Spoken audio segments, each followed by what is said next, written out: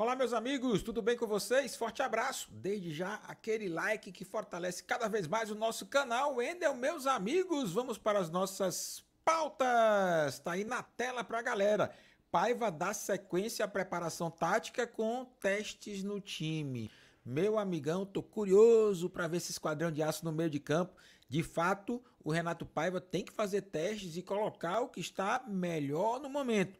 Esta equipe no meio de campo tem uma competitividade bem interessante. O sábado, dia 8, foi de trabalho no CT Evaristo Macedo.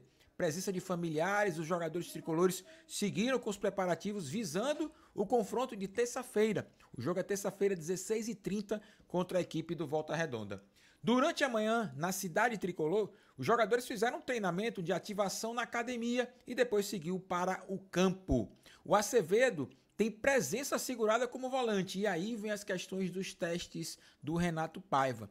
Daniel, por exemplo, titular no final do Campeonato Baiano, tem uma concorrência que eu julgo que é uma concorrência muito boa. Iago Felipe, para mim o Iago é titular desse esquadrão de aço. Na ala esquerda, como já vem ocorrendo desde o início do ano, existe uma indefinição, né? O Renato Paiva vem fazendo trocas. Matheus Bahia, Chaves, Matheus Bahia. O Chaves cresceu o futebol dos Chaves, mas o Matheus Bahia vem entrando no segundo tempo e, de fato, o Matheus mostra que está ali competindo, que não entregou a titularidade ainda para o Chaves de mão beijada. Então, muito competitivo o Matheus Bahia. Acredito que ali será bom para o Bahia. Esse tipo de competição saudável é bom para o esquadrão, mas o Chaves, no momento, está bem, sobretudo nesta formação tática do Esquadrão de Aço. Os dois também foram testados juntos nas atividades táticas do dia, em razão da ausência do Cauli, que está gripado, mas não deve preocupar para terça-feira. Tassiano, em preparação para estrear na Série A, participou normalmente das atividades. É bom falar, o Tassiano não pode jogar a Copa do Brasil, ele já jogou 16 minutos pelo Grêmio contra a equipe do Ferroviário. Ademir, disponível para jogar na Copa do Brasil. É mais uma opção para o técnico Renato Paiva. Sua posição é na ponta direita e aí ele já pode ali disputar uma posiçãozinha com o Jacaré, quem sabe. Na zaga, o desfalque do zagueiro Marcos Victor abre espaço para o retorno do Gabriel Xavier à equipe, com David Duarte sendo opção. Vitor Hugo, por conta do falecimento da mãe, na quarta-feira, ainda não integra o elenco nas atividades. Meus amigos, o Bahia volta a trabalhar na manhã deste domingo, novamente no CT Evaristo de Macedo. Importante o Bahia fazer testes, importante o Renato Paiva testar formações com outros jogadores. Para mim, o Cauli é titular, o Biel é titular, o próprio Rezende deverá ser titular, e eu acho que sim, o momento é do Rezende, mas não podemos desprezar algumas disputas interessantes. Ademir com o Jacaré, disputa também entre o Iago e o Daniel, embora eu acho que o Iago é o titular dessa equipe. O Esquadrão de Aço vem fazendo testes, o Renato Paiva deverá utilizar o que ele tem de melhor. O Tassiano, embora esteja treinando somente no Campeonato Brasileiro, no sábado, hein? No sábado. O Tassiano pode jogar no sábado contra a equipe do Bragantino. O Ademir já pode sim estrear nesta terça-feira contra a equipe do Volta Redonda. Wendel, bota aí na tela, com VAR arbitragem definida para Volta Redonda e Bahia. Detalhe, né? Bom ter o VAR. Bom, embora a arbitragem baiana não soube utilizar a tecnologia. Lances perigosos, lances faltosos que poderiam gerar uma expulsão, não foi utilizado o VAR. Então, ainda bem que na Copa do Brasil o VAR está de volta e a arbitragem já está definida. Volta Redonda e Bahia vão se enfrentar na terça-feira, meus amigos, 16h30. Anota aí que é um horário atípico. No jogo que abrirá a rodada de ida da terceira fase da Copa do Brasil, para o confronto, a arbitragem já está definida. O árbitro é Luiz Flávio de Oliveira, velho conhecido do esquadrão. Em 2022, o paulista de 45 anos apitou 4 partidas do Bahia na Série B, com 2 empates, uma derrota e um triunfo do Esquadrão de Aço, todas fora de casa. Os assistentes serão os também paulistas Anderson José e Evandro de Melo. Já a arbitragem de vídeo ficará sobre a responsabilidade do paranaense Rodolfo Toschi Marques. O confronto, meu amigão, está marcado para a cidade de Volta Redonda, no estádio Raulino Oliveira. Importante dar mais segurança à arbitragem também, dar mais lisura à competição. No entanto, o VAR no Brasil ainda está à prova. Ainda não está muito seguro não, né? A gente percebe que ainda precisa melhorar demais a arbitragem brasileira e também quem usa a tecnologia, né? O VAR chegou para ficar, mas quem está usando muitas vezes não usa de forma correta. Então, meu amigo de fé, meu irmão camarada, nós teremos a arbitragem aí e com a utilização do VAR, beleza? Outra pauta, essa pauta aqui é polêmica, meu amigão, pauta polêmica, mas é uma pauta boa para a gente ter dois aspectos, né? O primeiro aspecto, de fato, é a predominância de torcedores do Flamengo no estado da Bahia. Não falo isso em Salvador, mas no estado da Bahia, isso é verdade. E também outro debate importante que é a oportunidade. O Bahia tem que olhar isso como uma oportunidade. Eu moro no interior da Bahia e sei que isso é sim uma oportunidade do Bahia crescer, inclusive no interior da Bahia. Então nós temos aí as maiores torcidas em cada estado do Nordeste e o Flamengo tem 24% da torcida, o Bahia 19% e o Vitória da Bahia 10%. Wender, você que mora no interior, como você vê isso? Ó, eu vejo como verdade, não há dúvidas. Não há dúvidas que a torcida do Flamengo é maior do que a torcida do Bahia no estado baiano. Não tenho dúvidas disso. Aqui no interior da Bahia, meu amigo, chega a ser inacreditável. Quem mora ou quem mora em Salvador e tem a experiência de ver um jogo do Flamengo, vocês vão ficar abismados. Aqui na minha cidade, por exemplo, tem carreata de uma cidade a outra. A praça fica mega lotada de torcedores rubro-negros quando há um triunfo importante do Flamengo. É uma coisa assim fora do comum. E aí você vai para Vitória da Conquista, Itabuna, grandes cidades. No entanto, a gente não pode desprezar as oportunidades. A torcida do Bahia irá crescer no interior do estado? Irá. E tem potencial para isso.